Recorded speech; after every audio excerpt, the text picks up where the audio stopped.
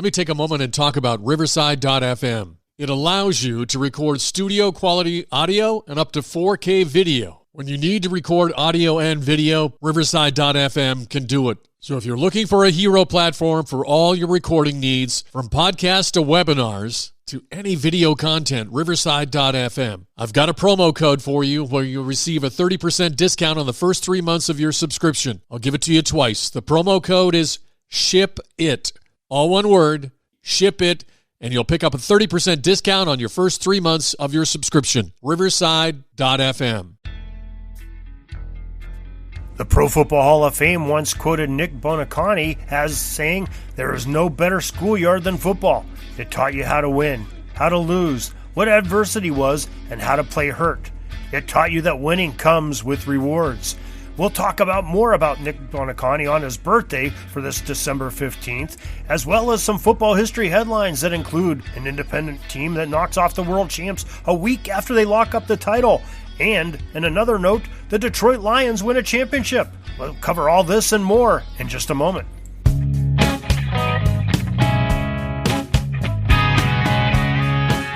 PigskinDispatch.com is a proud affiliate of the Sports History Network, the headquarters of sports yesteryear.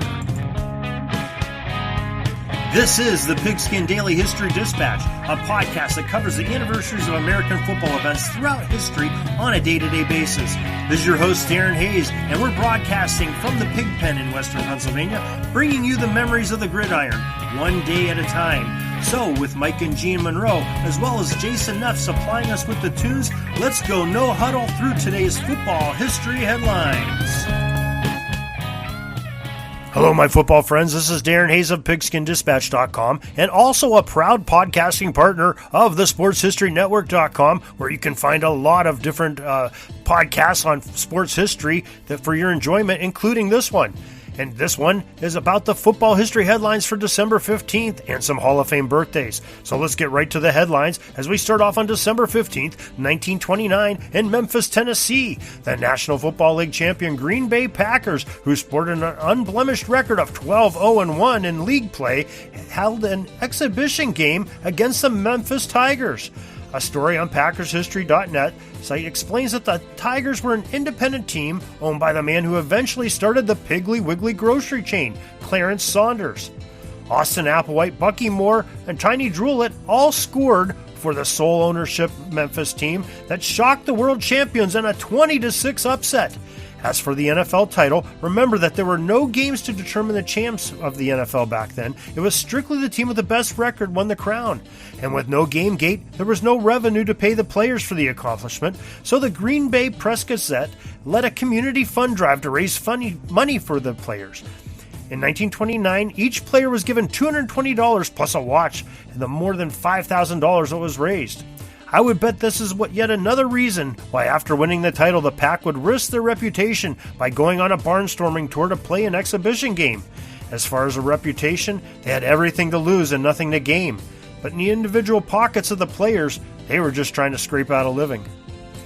This next one's going to make Arnie Chapman, the football history dude, happy. December 15th, 1935, the University of Detroit Stadium. The National Football League championship game pitted the New York Football Giants against the Lions of Detroit. This was the third time that the league had a final game pitting the top two teams from each division to determine the title. The Lions jumped out to an early two-touchdown lead and never looked back as their defense frustrated the G-Men for most of the game, according to the American Football Database. 4 different Detroit Lions ran the ball across the goal line as the football men of the Motor City beat the New York Giants 26-7 to win the Lions' first championship title. December 15th, 1946, at the Polo Grounds in New York City. The National Football League Championship had the Chicago Bears defeating the New York Giants 24-14 in front of a record crowd of 58,346. In an interesting bit of news that came out just before the kickoff, 2 players on the Giants were allegedly offered a bribe to throw the game by a person in the underworld. Vice.com covers the story well. Giants All-Star halfback Frank Fuchslock and Merle Hapes were under investigation by Commissioners Burt Bell of the NFL. Filchock was allowed to play, but Bell suspended Hapes when he didn't report the bribe attempt to anyone in time.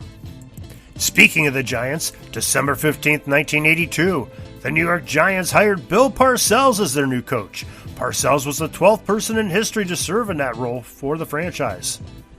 December 15th, 1997, the San Francisco 49ers franchise retired quarterback Joe Montana's number 16 jersey number from ever being worn by another player for the Niners.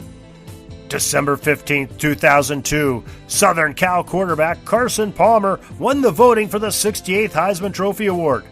According to Heisman.com, Palmer threw for 3,639 yards and 32 touchdowns as the Trojans finished 10-2 and earned a trip to the Orange Bowl. He really blossomed into an elite passer under the instruction of coordinator Norm Chow. December 15, 2008, the 74th Heisman Trophy Award went to Sam Bradford, the fantastic quarterback from the Oklahoma Sooners. According to Heisman.com, Sam's combined 53 touchdowns from the run and pass are tied with Oregon's Marcus Mariota for the most in Heisman history.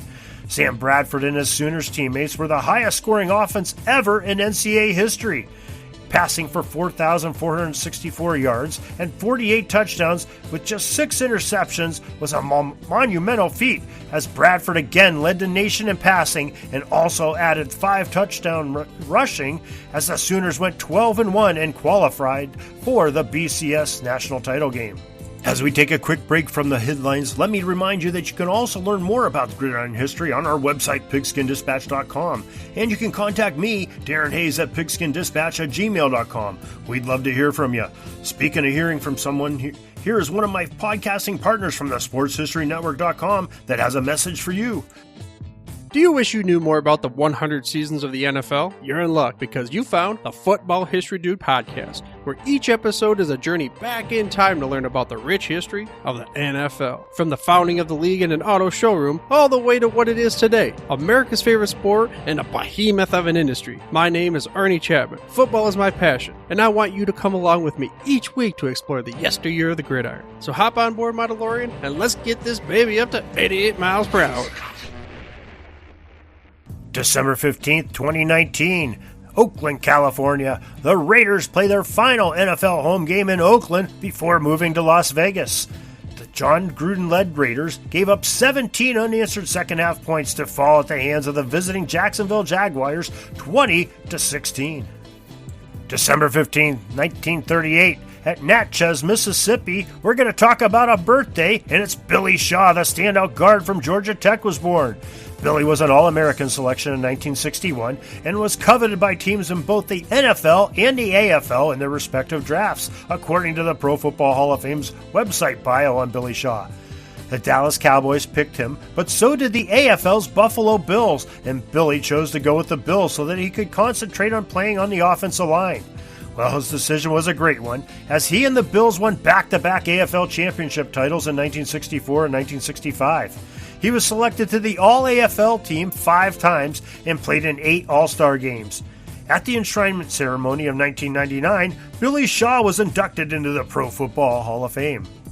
December 15, 1940, Springfield, Massachusetts. The great linebacker from the University of Notre Dame, Nick Buoniconti, was born. Nick was picked by the Patriots in the 13th round of the 1962 AFL draft. His bio on the Pro Football Hall of Fame website tells us how he made an immediate impact with the defense of the Patriots. In 1963 season, the Pats captured the Eastern Division of the AFL. The undersized linebacker that no NFL team dared to pick registered 5 interceptions in 1964, and in a game against the Bills in 1968, he picked off 3 passes alone to help achieve the total of 24 in his 7 seasons with the Patriots.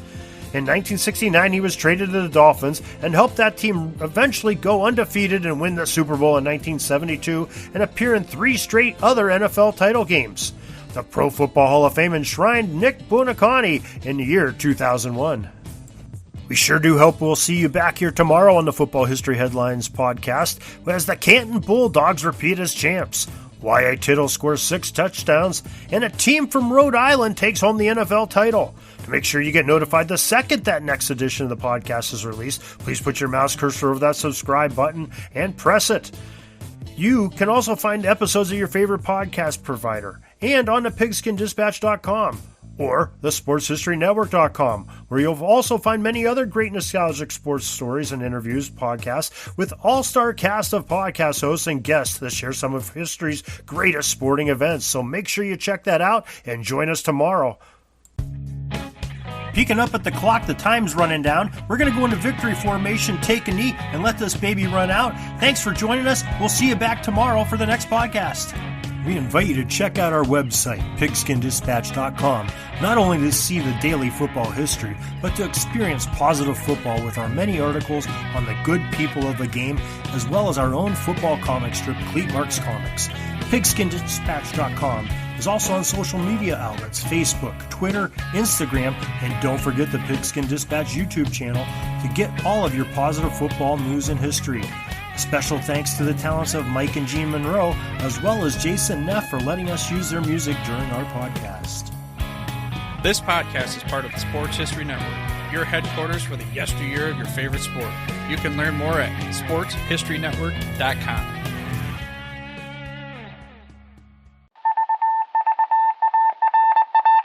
It was just another ordinary day in the offices of the Pittsburgh Guardian newspaper circa 1924. But for Marla Delft, assistant editor, everything was about to change. For she was about to discover the awesome attractiveness of Row 1 brand retro sports paraphernalia items thanks to Orville Mulligan, sports writer. And there it is. Wow, Orville, that's really the bee's knees. Isn't it just? A poster-sized replica of the actual 1909 World Series program cover. I can see that. But where did you get it? And where'd you get it framed? I ordered it from the Row 1 website, where over 6,000 items of sports memorabilia from the 1880s to the 1990s are available for reproduction, in multiple sizes and in several different materials, with over a dozen styles of frame to choose from for prints like this. Well, I'm sure Mr. Delft would love to put up more of these in the office. But I'm equally as sure they're beyond this newspaper's budget. Not at all, my dear Marla. See for yourself. Go to sportshistorynetwork.com/row1. sportshistorynetwork.com/row1. Oh my, these are good prices. Oh, and look at this stuff. Oklahoma-Nebraska football, college basketball art, Michael Jordan items. And so retro it was that sports Marla Delft advertisement discovered the placards. splendiferous magic of Row 1 sports memorabilia, arts, and prints. You can too by visiting sportshistorynetwork.com/row1. That's ROW1 today for access to the full Row 1 catalog of gallery prints and gifts like t-shirts, long-sleeve shirts, telephone cases, coffee mugs, blankets, pillows, towels, and even shower curtains. Act today for 15% discount off all prints with coupon code SHN15 and 20% off all other items with coupon code SHN20 at checkout. And keep your dial locked to the Sports History Network for the exciting chronicles of the 1920 sports world in Orville Mulligan, sports writer. Coming soon. Are you having a hard time figuring out what to get Dad for Father's Day? You should check out Row 1 Brand's Vintage Pictorum Gallery. They have America's best sports art. With over 7,200 historic sports prints, you're assured to find something unique for Dad this Father's Day. Instead of a boring old tie, get him a historic baseball photo taken by Henry High Sandom at the historic Polo Grounds Stadium in New York City during the 1894 Temple Cup. Or, if he's an NFL buff, check out the 1963 vintage NFL poster. These are so good looking that you'll be amazed how they turn out. Shop now at sportshistorynetwork.com/row1 and save 15% off your order.